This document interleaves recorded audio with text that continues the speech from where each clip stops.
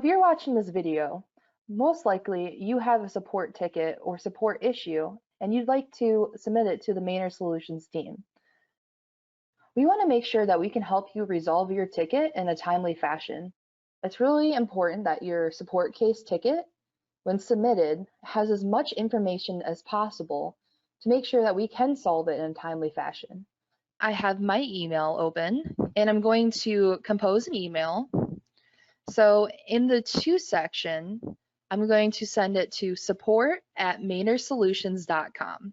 Again, the email is support@mainersolutions.com. So I'm going to enter that in right now, along with starting the message. You want to make sure that the subject makes sense for your support ticket because that's going to go in as the title of your support ticket. So you can see that I named this one test support case example. When we see that come in on our side, it's going to say test support case example to give us an idea of what the support case is about. So here you can see the email that I typed out. I said what I was trying to do when I received the error, and I'm also attaching the error so that way the consultant who is taking on my case will have the image of the error to be able to resolve this quicker. So I also gave some availability in case we needed to discuss. That's not necessary, but it does skip a little bit of the email back and forth if we were to need to set up a meeting. Including that doesn't hurt. So this is a good example of a tier 1 support case. Tier 1 because of the error. And I'm just going to go ahead and send this in. Briefly after you submit your support ticket via email, you'll get an email back saying that your ticket has been created. So I'm going to click into that to show you what that says. So it's saying that my request has been received with a ticket ID and it's been created. In order to add additional comments, please reply to this email. So if you want to reply to an email for support, make sure that you reply above this line. It'll say it very clearly at the top, and it'll add on to your ticket. So that's very important. It also says what the ticket said, and also a link to the ticket. So we can click that link and follow our ticket. It's going to come up with this, and you can either sign in or sign up. So I'm going to sign up because it's my first time entering a ticket. So let's see what that's going to look like.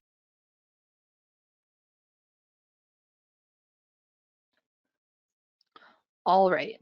So I followed the path to my ticket, and you can see that it went into the system just fine. Now that I signed in, my name is in the system, so the consultants will know my name, so they can reply to me via my name.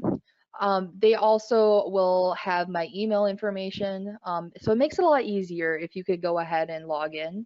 Before you enter in a tier 1 support case, make sure that you're using the help that's available inside of the system. Many systems that we implement have a pretty great help and support page or directory for most things in the system, especially like little how-to questions. So I went ahead and refreshed the page, and you can see that this consultant went ahead and responded to my case. So they basically gave me a section from the help and an explanation to the error I received. And since they helped me with my case already, they closed the ticket, but if I want to reopen the ticket, all I have to do is reply. And you can do that through this page, or you can do it through your email. So I checked my email. You can see that I also received an email. So you can see here's the reply from the consultant. So with the link, said that they are closing the case, but I can just reply to reopen it. So let's say, oh, well, I'm just going to go ahead and reply and say, actually, I could use further assistance.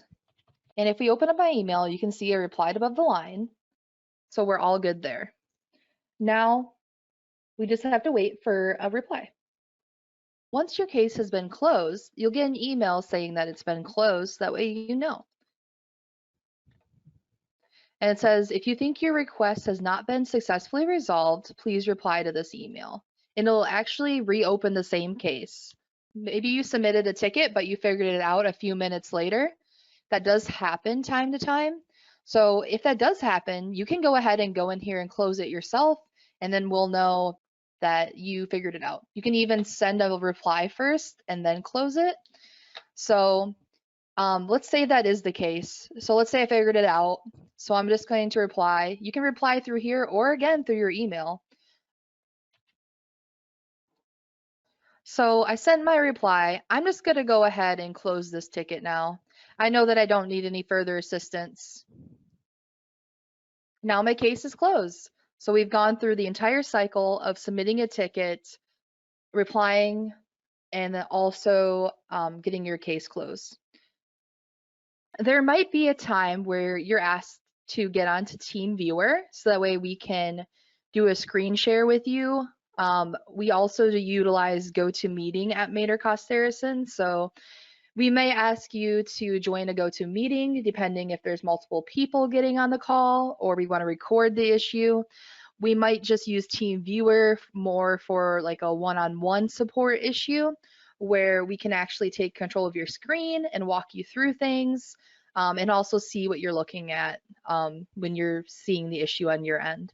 So if you ever need to connect to TeamViewer, there's an easy way to get there. So I'm going to show you that right now. So if you want to connect to TeamViewer, the easiest way would be for you to go to MaynardSolutions.com. So here is the Maynard Solutions page. So if I go to technical support up here in the ribbon, I'm going to come to this page and there's a big blue button that says Maynard Quick Join. So I'm going to click that. In the very bottom corner of your screen, just like when you download a document, there's an option to open TeamViewer. So I clicked open. So it's going to ask me to allow the app to make changes to your device. I'm going to say yes. And then I'm going to click accept. And then I have a session code and then your name is going to show up. And then you could just wait and the consultant who is going to take control of your screen or see your screen, they are going to prompt to connect to your screen. So this consultant just resent the remote control. They just resent the invite. So I'm going to go ahead and say allow. And now I am sharing my screen so that way they can see it. Something to be mindful of is whatever screen is your main screen, that's the screen that's going to be shown when you go ahead and connect through TeamViewer. So it would be a good idea to make sure your email isn't wide open when you have it over on your main screen and have the screen and the issue open and ready to go through. After you go to this page, if you can't find TeamViewer in your computer, just star this website and this page and just click on it when we ask you to connect to TeamViewer, and you can go through the steps just the same. Again, I got there from going to MaynardSolutions.com, technical support, and then I clicked on the Maynard Quick Join. Thank you for watching this video, and I hope it helps you with submitting future support cases.